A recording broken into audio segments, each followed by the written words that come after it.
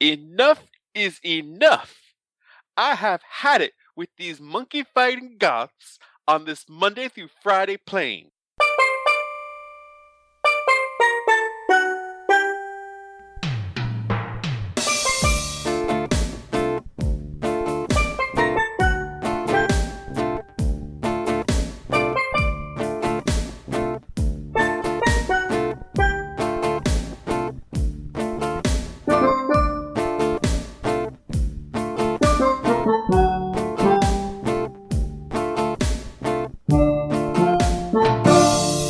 What's up? Welcome to episode 257 of Zombie Takeout. Zombie takeout. Oh, sorry. Nice. The B-Movie and Cult Movie Podcast. I'm Uncle John. And I'm Scotto. Contrary to Would it be popular great if I belief, just did an entire episode of Samuel L. Jackson? I was going to say, contrary to popular belief, you're not Samuel L. Jackson. We couldn't quite get that good of a guest host. Oh, before we get started, now as I regain my composure, I have a couple corrections to make from last week. I got a couple things wrong. At one point, I referred to Nova as Luna. Not sure why. Actually, I think I know why. There's a guitar company called Luna, and there are characters named Luna and a couple of other franchises I like. So I think a couple of wires got crossed. I just used the name once. I thought you were just into that Chicago furniture floor company, 773-202. Anyway. It's a local thing, apparently. Yeah, it is. Also, at one point I said Anthony C. Ferrante, the director, wrote the movie. That's not the case. I got confused because I remember reading when the first Sharknado came out that he'd come up with the idea. Either Syfy or Asylum said they wanted a movie with sharks in a storm, and he's the one who came up with Sharknado. Oh, so he didn't have anything to do with the third one? Well, no, he directed all three of them, but Okay. I extrapolated from him pitching the idea to him writing them. All three of them were actually written by Thunder Levin, who works for Asylum. Oh, okay. And this gets to an interesting thought, because I rewatched the first one over the weekend, just to kind of see if there was any trace of where they've come from, or how they've gotten to be as good as they are. Yeah. And it is a lot better once you've seen 2 and 3. You can kind of see the traces of what they were trying to do. Okay. But it's still a 3 for me. Yeah. And we're dealing with the same writer, same director, and same 2 or 3 lead actors, depending on the movie. It's funny because I think the general public are not in with us. I mean, I think they have they've started writing this off. The first one had all of the hype. The second one was just kind of like this, oh, we're going to see this thing now and, live tweeted or whatever. And then the third one really did not have the same heat that the... I think because the first one didn't deserve the hype. And so people don't understand that 2 and 3 do deserve the hype. They deserve the hype that the first one got. True. But I also think it was, at least my suspicion, that Syfy and Asylum kind of stepped back. The first one was such a cultural phenomenon, made so much money, not necessarily, it didn't get the ratings, but, in merchandising and all of that, it and just cultural cachet, it did so well that they were kind of willing to step back and let Ferrante and Levin just kind of run with it. I mean, Syfy isn't really brought up in many other, for many other things. Right. Except for maybe the Lamprey movie. Well, this is kind of their bread and butter at this point, and Sharknado was definitely the turning of a corner. And my only explanation, because the first one had these kind of random dramatic moments, and it was very sort of conventional. It was a very typical narrative. Right. I think they just, let Ferrante and Levin take the gloves off and run with it, and they just said, fuck the narrative, let's just have fun. Right. Yes, that is obviously what happened in that last one. And, it led to a much better product. Yeah. I just was very curious to see how that tremendous improvement happened, and I, having gone back, I think that's it.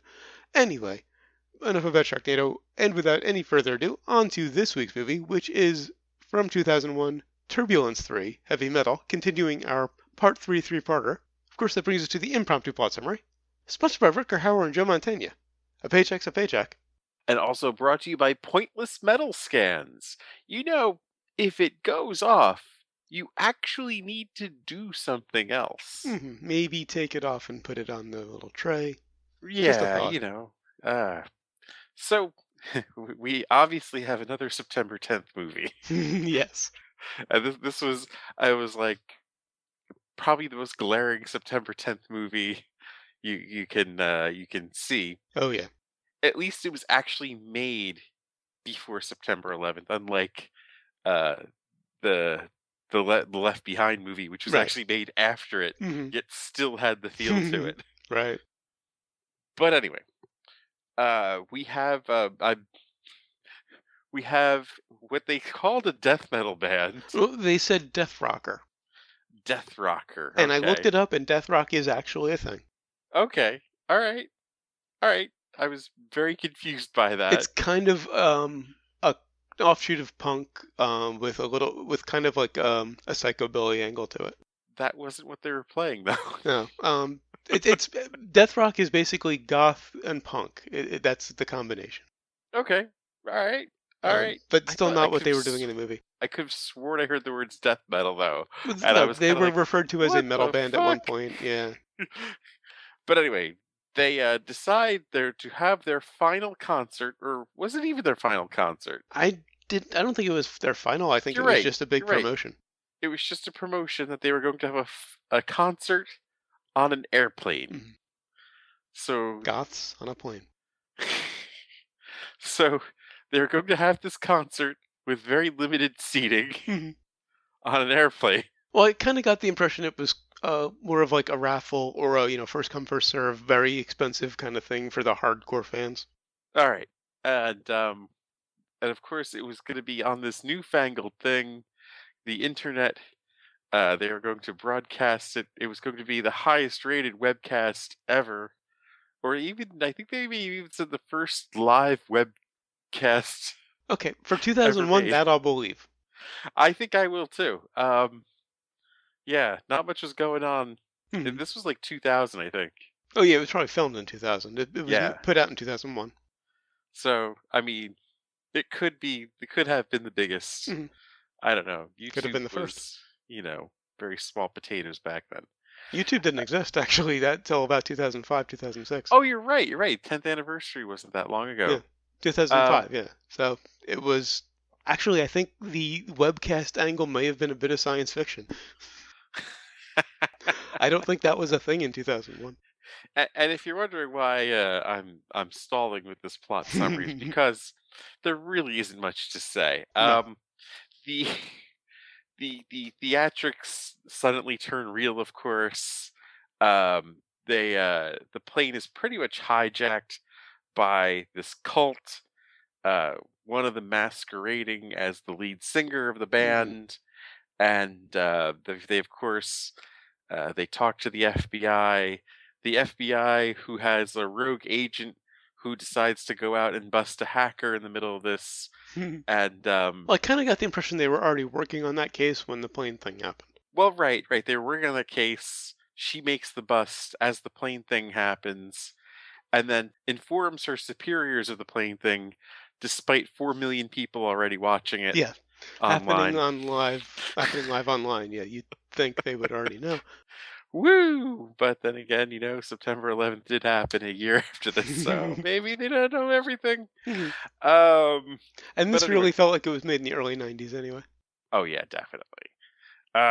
So then, yeah, they fight to take the plane back Mhm. and land it And safely. they play on a trope that is so overdone that Airplane played on it. Well, right, right. They try to land the plane safely with an amateur talked down by the hacker 20 and years hilarity. before this, Airplane parodied that trope. Right. It was very confusing to see somebody doing this without winking Yeah. or being ironic that they were really gonna do. It has to be the hacker. I can't. I'm the professional pilot, but I can't talk him down for some reason because he just doesn't have the same bond with me. Uh-huh. And hilarity ensues. Yeah. And it starts with the name of the Death Rocker, Oh, Slade Craven. Yeah, motherfucker. There is already a Slade, motherfucker. Mhm. Well, yeah, which is undoubtedly where they got the name from. Well, yeah, that's true. It Mhm. was probably a tribute. And they mentioned at one point that he files his taxes as Slade Craven. Talk about living your gimmick. And they start with showing his fans at the airport. And I got a very trauma feel from that scene. And I'm sure it was not intentional. Yeah. I don't know. I don't know how much of this movie was really intentionally bad and just bad. Yeah. Particularly because Slade is a dead ringer for the Crow. Oh yeah, so Almost the many exact same makeup. so many people. I mean, there's been talk online about what they were trying to do. A lot of people say Marilyn Manson. A couple people brought up the dude from Cradle of Filth, I was thinking Manson myself. but yeah, Manson's the obvious one they Yeah. were going with. I wouldn't think. Although, Because Manson was huge like 3 or 4 years before this movie was made. if you're telling me they really had an accurate genre of metal and it wasn't death metal, because I could get past that. Well, yeah, he's not death metal. Actually, before I looked it up, I said he kind of sounds like a poppy version of Manson. Yeah. But death rock is a thing. At least the name of the genre. It is not what he was playing. He was playing Manson gone Oh, mainstream. I've listened to death rock before, like the Necromancer. Okay, Okay, the I think the Necromantics. okay, sounds about right for that. The name sounds Yeah, right for that genre. I've even seen those guys live. And then, once we get into that early scene where they show Slade and, as the Crow, and they show the fans in a very trauma-like way, we get a shot of the control room where they're broadcasting the concert, and probably one of the most unusual cinematography decisions I have ever seen. It's a conversation between the two people in the control room, and they start with close-ups on their mouths. The It whole was just thing. bizarre. I mean, I know they paid some money for Rutger Hauer, Mhm. and honestly, just the inclusion of him in this movie is going to give it an extra brain from me. But the whole thing of them doing like the pre-flight checklist and Mhm. everything, what was the point of that? To show that the fans were raucous and really into the music and couldn't shut up for 5 minutes so they could do the pre-flight check. No, no, I'm talking about the pilots in the Oh, cockpit okay. doing all the Yeah. like whoa. Yeah, To that I understood the stewardess, the mhm. flight attendants, Yeah, yeah. trying to control the natives. Right. That I got, but pilot and co-pilot. I think they were maybe trying to get you to care about the pilot because he buys it about halfway through the movie. But they were just doing like a routine check. There was no dialogue or Well, any. there was a little dialogue about what do you think of their music and Okay, that was fine, and I don't even think that was a part of that scene. I think they cut away after that. oh, Like okay. he said, just think about your time for Vietnam. It was something It that never whatever ends. that right, and then I think they cut to the flight attendants, and then they cut back with them, checking each gauge. Mhm. I'm like, what? Why are we doing this? Killing time. Yeah, It exactly. was an hour 32. They needed filler. They didn't really though. I mean, like, that's easily a couple minutes that could have been trimmed with. Yeah. I think we just give Hauer some more lines, but Yeah, yeah. I mean, you're setting up the guy to read the phone book practically. Mhm. And then they had an odd little head fake that it seemed like a obvious tip of the hat to who's going to be the villain when they show you the host and the camera operator interacting, and he just kind of at the end of the scene glares at the camera operator. Oh, I was sure he was going to be one of the villains. well, right. They do a nice job faking you out with who the villain is and Hmm. who the good guys are Yeah, going to be in I was this. actually fairly surprised, except for the fake Slade, because I knew that from the description. I almost don't want to ruin But who the other turns out two to be one of the surprised me. villains. Yeah. Yeah, because that was a Hmm. pretty neat surprise in this, Yeah. and they don't pull off much else Mhm. that's a surprise. And I think Sharknado may have borrowed from this movie because they do news as exposition early in the movie. Yeah, that's kind of an old trope, though. Is it? Okay. Yeah. I couldn't think of any other examples, but okay. Because they're explaining all the technology behind the concert and how it's this big thing that, only certain select people can go to and yada yada. And basically just setting the scene. I don't know. I think it doesn't feel like something that's. I mean, I'm trying to think of other examples where you've heard like press talking about how you could probably even go back to Citizen Kane. Well, yeah, you have the classic spinning newspaper thing, Yeah, which is, I guess, is kind of the same gag. And the line of his fans was interesting because it was kind of randomly punk, goth, and metal. right. It was basically just grab as many people as in studded leather as you possibly can find.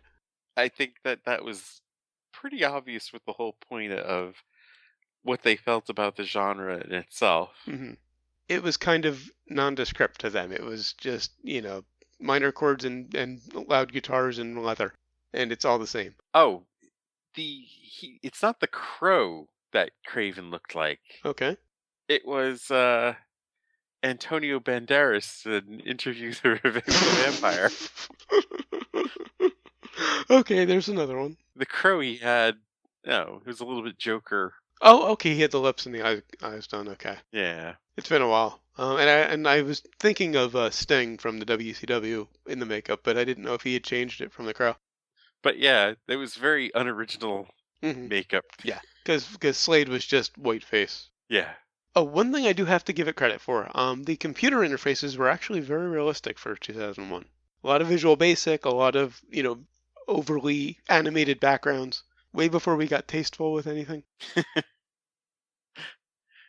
and wait, also, how did Slade's makeup not sweat off? Because it's movie makeup. Simple as that. All right, all right. Also because you have this gag where there are two people in the makeup, supposedly, even though it's the same actor playing both roles. So they couldn't have the makeup off at one point because then you might, realize it's not the same guy, or they wanted to keep it as his identity as hidden as possible for the switch, I guess. Well, I saw a chameleon lying in the sun. Incidentally, for all of the annoying things in this movie, Craven's fans had to be the worst. Oh, I don't know. Really? I think I don't know. Shepard to me was a lot more annoying. Really? He didn't. I didn't. I don't know. I didn't. He didn't bother me that much. I've seen him in a lot of movies, so I'm kind of used to him. He's kind of the poor man's Christian Slater. This middle-aged dude with the Oh bandana, yeah, the bandana trying was to be horrible. uh, a hacker. Yeah. It didn't make any sense. And then like the scene, which is why you don't work with people you're in a relationship with. Uh, Oh, they were together at the time. yeah. Oh, Gabriel Anwar plays the FBI agent that arrests him. The scene that they're in together, the scenes they're in together are terrible. Where she comes in, Well, she they've was s- terrible throughout. they've established that he's hacked into this system, hmm and then she busts him, and he's like, "Wait, what is this about?" Like, wait, you just said you've broken a law. Yeah, well, he hacked in to watch a concert. I don't know if that was breaking federal law, but maybe in 2001 it was. They were tracking him for something else, I think. Right, right. But the headband thing, yeah, that bugged me. Every time I saw him, all I could think was, "Who do you think you are, Mike Muir?" Or Tommy Lee Jones from one of those Steven Seagal Yeah, movies. It was just fucking terrible. I see that kind of bandana. I just think suicidal tendencies. Yeah. Now, a big problem with the movie is, and you talked about those scenes, the tone is generally kind of all over the place. It's nice and tense when you're up in the plane, but then you get into those scenes and there's this weird tension because, they were together at the time. That makes actually a lot of sense now. And you get to the scenes with Joe Mantegna, and those are just kind of moderately paced, cops talking to each other kind of scenes. Right. It was kind of fun watching Joe Mantegna Yeah. just muddle his way through this. I enjoyed that a lot, actually. Uh, it was kind of a paychecks all around situation Of for him course, and of course it Hauer. was. That man will not turn money down. Mm. Another role, Hauer apparently. No. I mean, I've seen him take a few paycheck roles, but this is easily the most egregious. This was a really easy paycheck for him Yeah, because, I mean, he just sat in the fucking cockpit. right. and he He gets didn't a leave nice that chair. monologue. He did not leave that chair. And yeah, he had the Well, he nicest did leave it monologue. at one point to talk to one of the other villains, Right. And then and then he went right back to the chair. right. And then yeah, he had the nicest monologue of the movie. Definitely the best part of the movie was his monologue. Yeah. There was also a really obvious stock footage alert, and I know I'm pulling that from MST. When the tower blows up, they show the tower That at was a the really funny yeah effect. the tower at I think it was where I don't know if it was where they started or where they were going. That was the most thorough bombing I've ever Yeah, seen of anything. well, I think it was where they left from.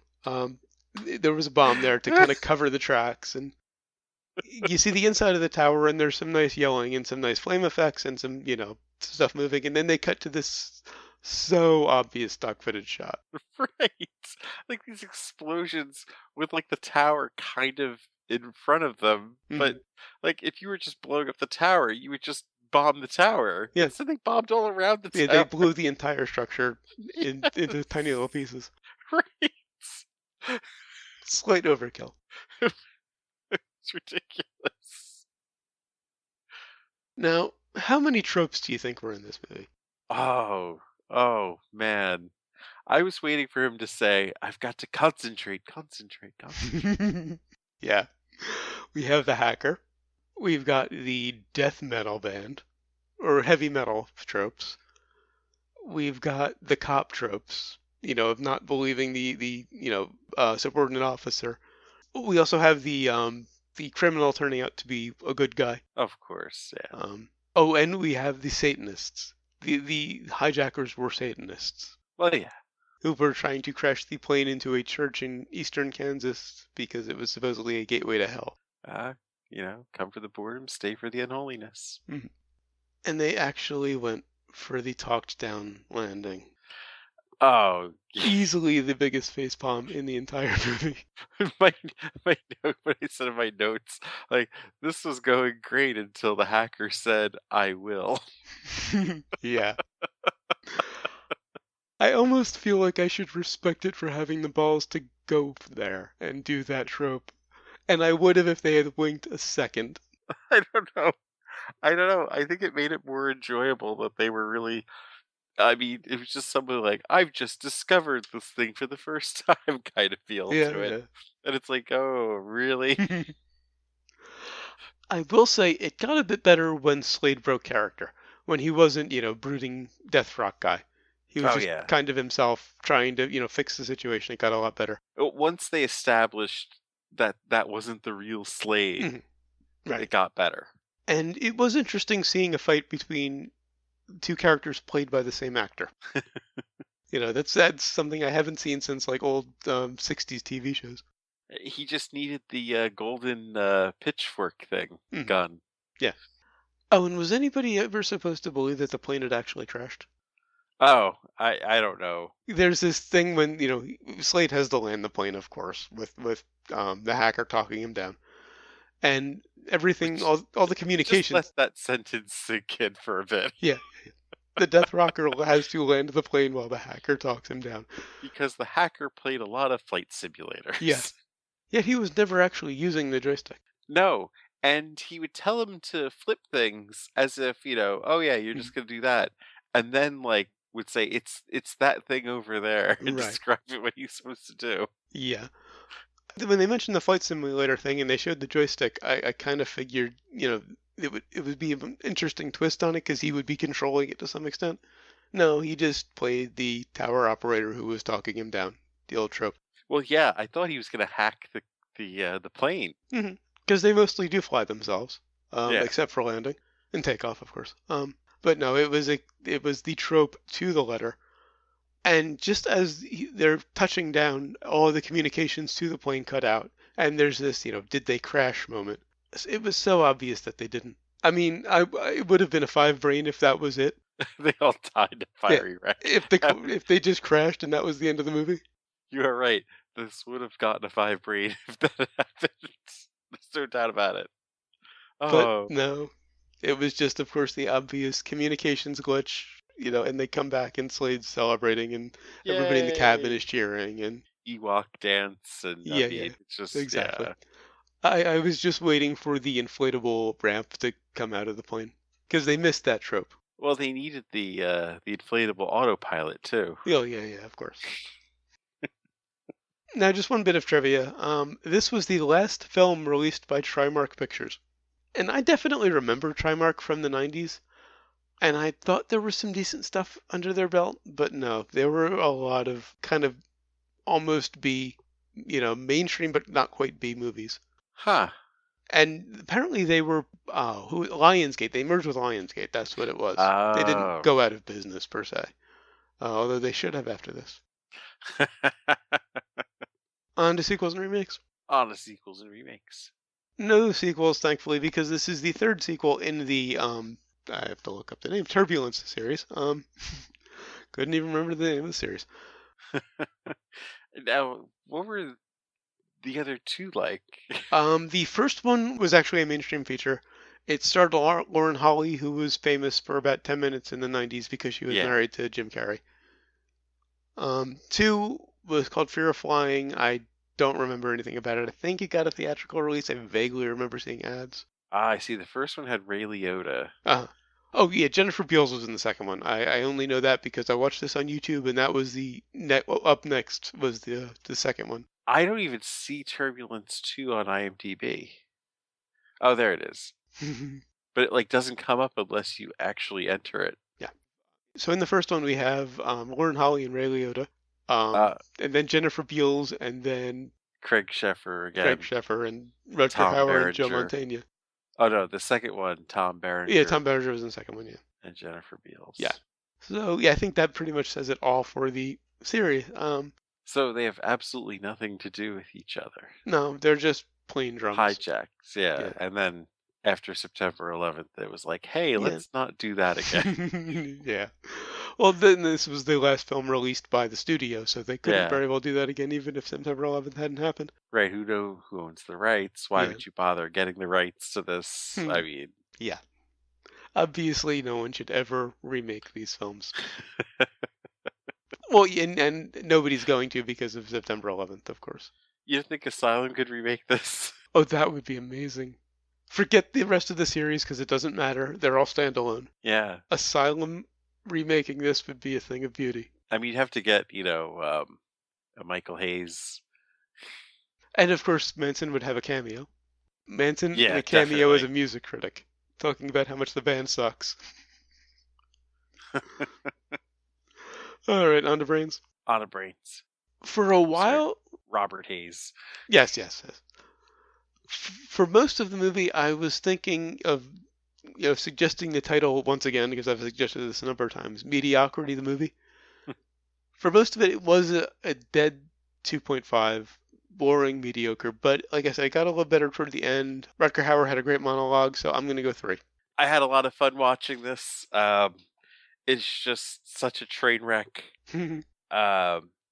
It's a 3-brain movie, but as I said, I'm giving it an extra brain because of Rutger Hauer. All right. 4 brains. And what have we learned? Chekhov's rule even applies to live electrical wires. And electric chairs. And you're right, and electric chairs. And I learned that I should really visit eastern Kansas sometime. Why? All right, so until next time, we'll be finishing up our three-parter. I'm going to stumble on that one more time. Say that fast 3 times. Yeah. With Star Trek 3, The Search for Spock, also continuing our deal from the beginning of the year. I think that deal is going to run through the year. Oh, yeah, definitely. Past the end of the year. Yeah. Even if we just do the first 5.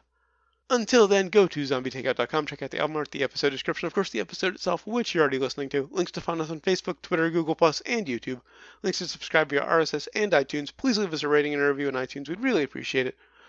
Also, if you enjoy the show, spread the word. Give us a little word of mouth. Of course, we appreciate all of the listeners we have, but more would be better. We're up to 75 likes on Facebook. It would be really nice to get to 100, you know? We have just about that many subscribers, at least as of about a week ago when I checked last. You also find the movie list, every movie we've reviewed so far, and every movie we're going to review, up through, well, Pro Wrestlers vs. Zombies, if we ever get it. Maybe we will. Who knows? Hopefully.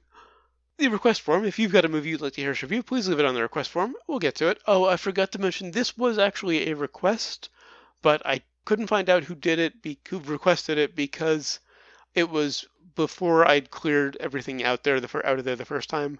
Oh. And the master list of all of those requests was on my old computer.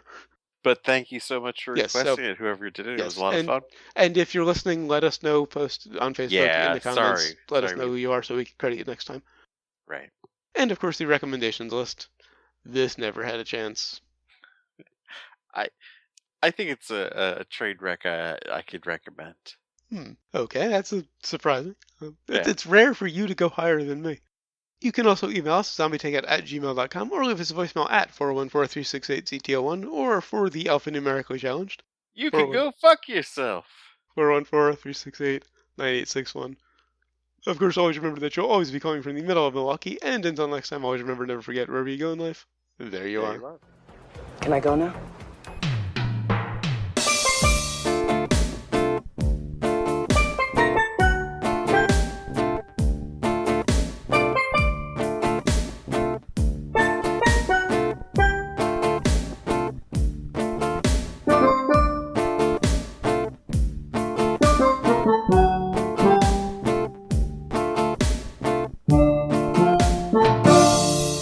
Sponsored by Rutger, Hauer, and Joe Mantegna. Is it Mantegna or Mantegna? Mantegna, I believe. Okay.